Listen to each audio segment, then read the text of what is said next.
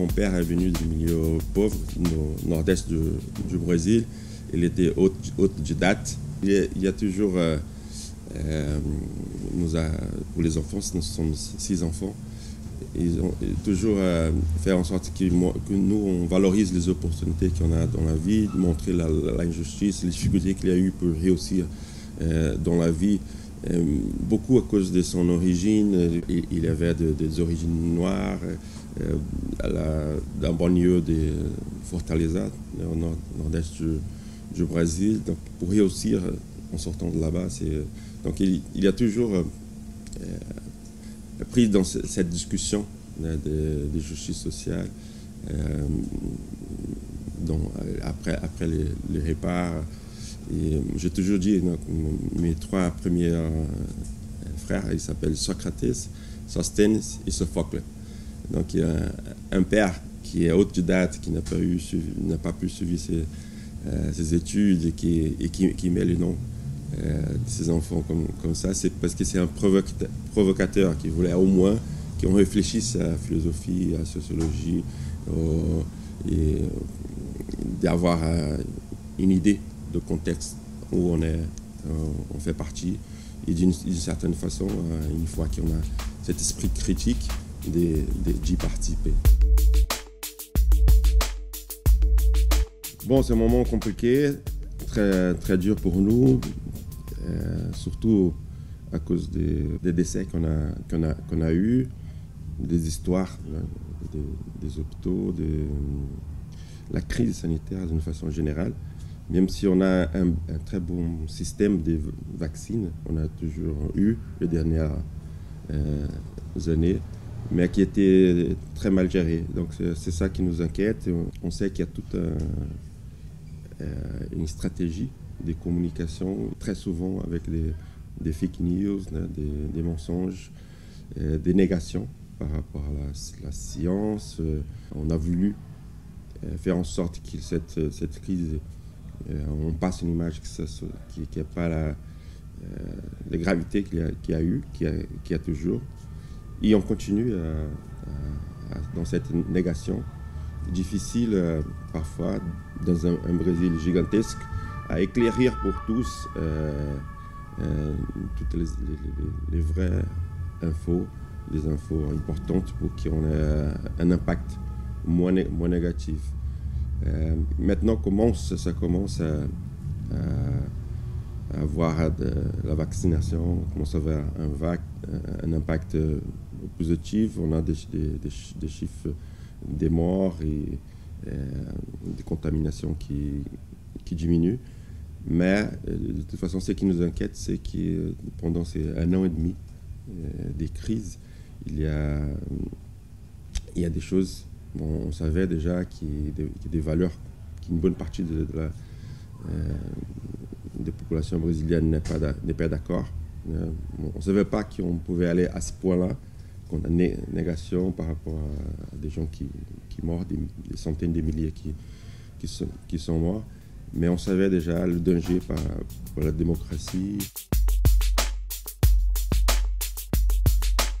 Bon, aujourd'hui, il y a une enquête au sein du Parlement qui fait une investigation, les sénateurs, c'est au Sénat, pour trouver les responsables. Il y a eu les responsabilités. Quand on voit tout ce chemin, au départ, bien sûr, personne n'avait une idée d'ampleur qui pouvait avoir cette crise. Mais une fois qu'on a eu les réponses, au moins un chemin que la science donnait, cette négation, non seulement Bolsonaro, mais toute cette stratégie autour de lui, sont responsables. Maintenant, il faut, je crois, bien sûr, aller jusqu'au bout pour voir à quel point ils sont responsables et qu'est-ce qu'ils ont au moins, non seulement trouver le coupable et responsabiliser, mais au moins montrer au pays tout ce qu'on essaie de cacher, d'être plus transparent dans tout ce qui s'est passé. Ces pays au Sénat est en train de découvrir plein de choses et on voit la popularité de Bolsonaro chuter Donc on espère qu'au moins que la vérité vienne pour qu'on puisse avoir une idée plus claire et plus vraie de tout ce qui se passe au Brésil.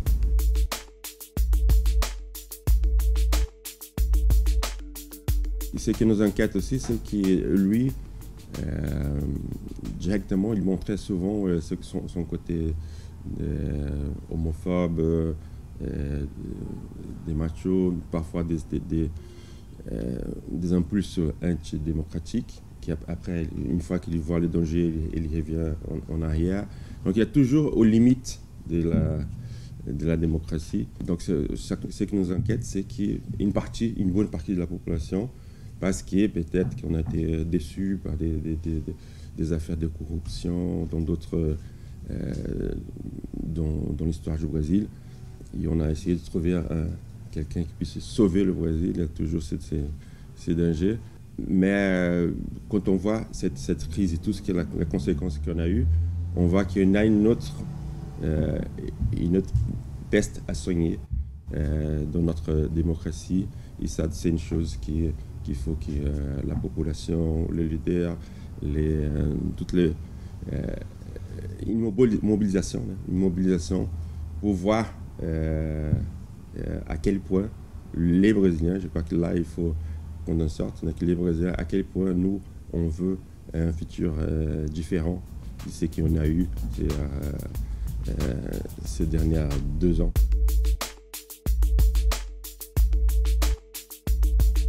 Bon, l'atmosphère, il y a une certaine révolte de tout ce qui s'y passe.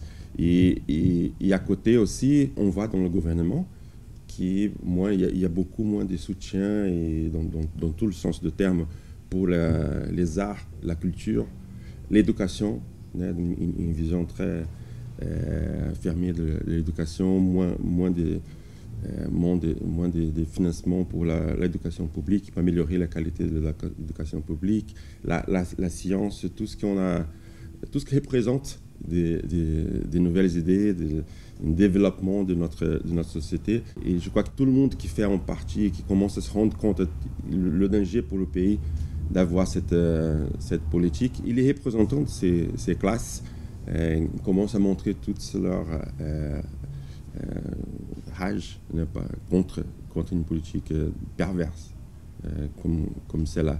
Donc il faut que les gens qui sont, donc la science, les artistes, la culture, les arts, l'éducation, les gens de l'éducation, puissent montrer tout ce qui s'y passe dans leur terrain et toutes les conséquences pour avoir de plus en plus de monde. Donc à la fois cette haine par rapport à tout ce qui passe, le sang qu'on a, les gens et les vies qu'on a perdues, plein de gens qui vont avoir des séquelles après tout ça. Donc ça révolte complètement. Et en plus de ça, pour avoir un avenir moins sombre.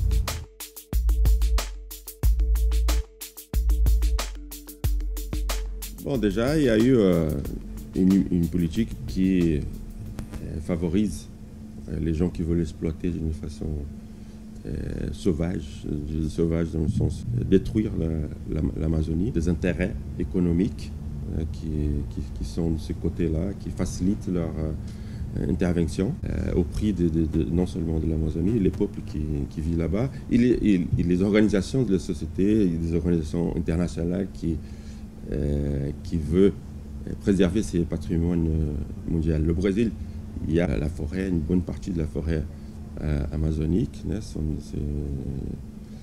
C'est notre patrimoine, un des patrimoines, c'est le patrimoine de l'humanité, le patrimoine de tout le monde, qui le monde se mobilise aussi pour préserver ce qu'on a encore et qui représente la vie, la vie à l'Amazonie, au nord du Brésil, mais la vie en général. Et cette politique, c'est une politique perverse dans ce sens-là, qui voit l'exploitation à court terme et qui utilise cette immensité de la forêt et cette stratégie de confusion médiatique qui fait en sorte que quand on se rend compte, il y a une bonne partie de la forêt qui est déjà partie. Une chose qui garde l'espoir, c'est que même la forêt, on peut au moins une bonne partie récupérer. Donc il faut agir vite. Et dans ce sens-là, ce n'est pas que les Brésiliens, mais c'est une politique qui va toucher la qualité de vie du monde.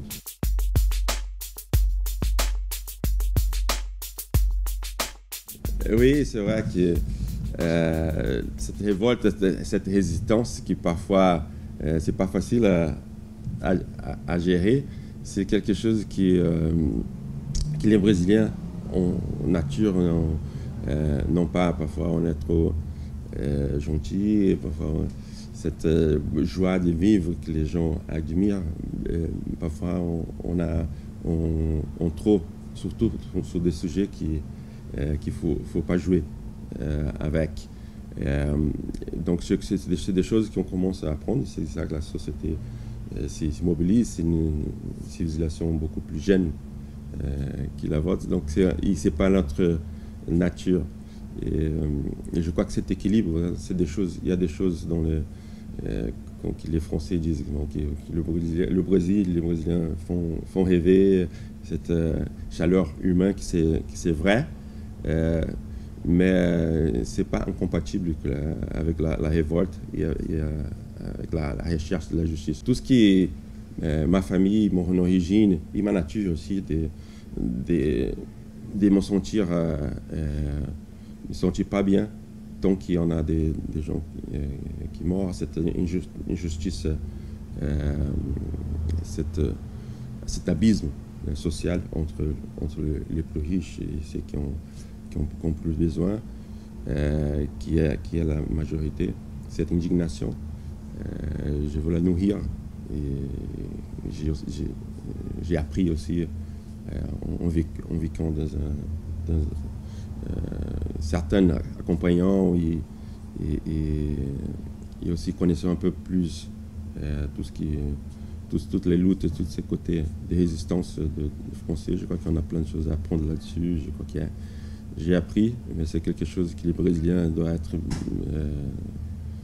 vigilants et aussi prendre le goût des mobilisations et les conquêtes sociales.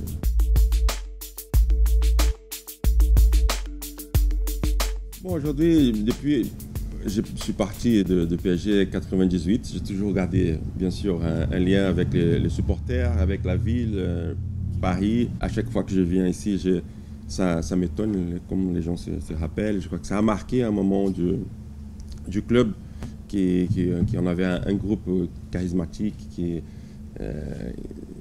a gagné plusieurs choses, c'était une belle époque aussi sportive, mais aussi qui allait au-delà. Et pendant ces 5 ans que j'ai passé ici, je crois que aussi j'ai dépassé un peu le terrain sportif. Les gens reconnaissaient que c'est un Brésilien qui a passé les années 90 ici, qui a marqué l'histoire du club. Le club qui c'est la capitale du pays, qui a une identification avec cette culture. Et je crois que c'est des valeurs que moi je représente, brésilien d'origine, mais qui est aussi de ma famille. Les Français valorisaient ces côtés. C'est vrai, légitime. Donc, quand on a cette entente, c'est quelque chose qui marque un moment de l'histoire. Avec le club, bien sûr qu'après, il y a eu plusieurs différents moments. Aujourd'hui, c'est un autre projet. J'ai des amis qui travaillent toujours au PSG. C'est là que je garde le lien. Je crois que de la même façon que la force de l'argent n'a pas éloigné la passion pour le foot. On a depuis 30, 40 ans dit maintenant le foot est devenu trop business, trop d'argent. Mais là, ça n'empêchait pas que les gens deviennent de plus en plus passionnés par le foot, que le foot en Asie se développe ou en Amérique se développe aussi. Donc il y a une magie dans le foot qui va toujours rester.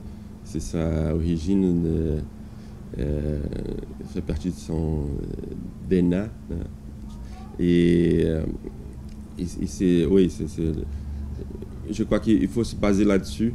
De même façon qu'il va voir, bien sûr, aujourd'hui, il y a un côté que chaque joueur aujourd'hui, c'est des grandes équipes, c'est une star, c'est une compagnie à part, chacun. Donc c'est des réalités qui parfois, ça peut pousser les gens à être un peu plus individualistes, mais bien sûr, chacun dans son époque, il va avoir toujours des athlètes ou des clubs même.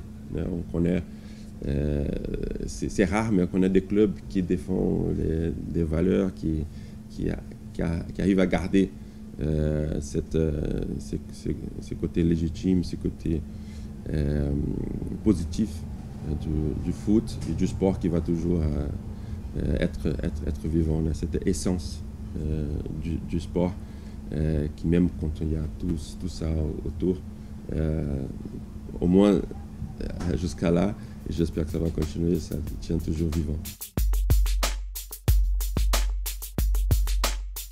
Maintenant, il y a un projet de la Fondation Godel-Lettra qui ont lancé au fin des années 90, qui a plus de 22 ans, presque 23 ans. C'est un projet de vie, c'est une association des gens, des projets communautaires qui sont au cœur des quartiers difficiles, donc qui m'a fait beaucoup apprendre à la réalité de ces publics là, qui vivent beaucoup d'injustices, mais qui, quand il y a des opportunités, qu'on fait depuis plus de 20 ans, on arrive à se développer et devenir avec cette vision, stimuler cette vision critique à travers du sport, de la culture, de l'éducation, des mobilisations communautaires, investir dans les gens qui deviennent des agents de transformation sociale.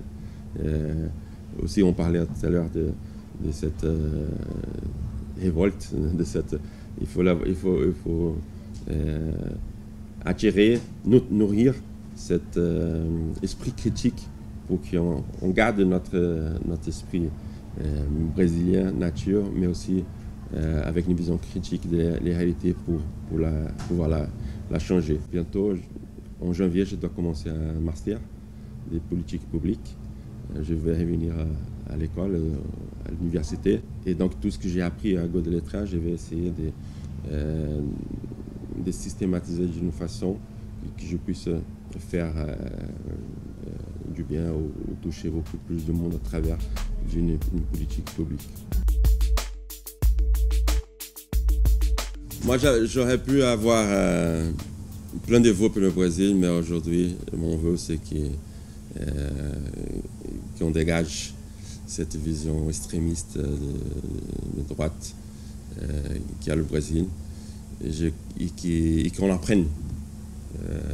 Il faut que ça serve pour quelque chose, qu'on apprenne que le danger, ça sera toujours là si on ne fait pas attention à les valeurs de la démocratie.